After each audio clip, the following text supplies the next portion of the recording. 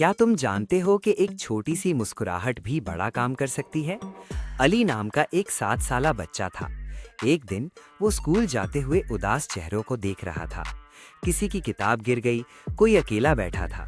علی کے دل میں خیال آیا، کاش میں سب کو خوش کر سکوں۔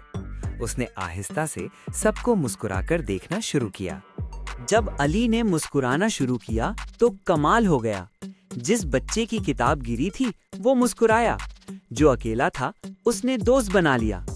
علی نے استاد کو سلام کے ساتھ مسکراہٹ دی تو استاد نے بھی خوشی سے دعا دی۔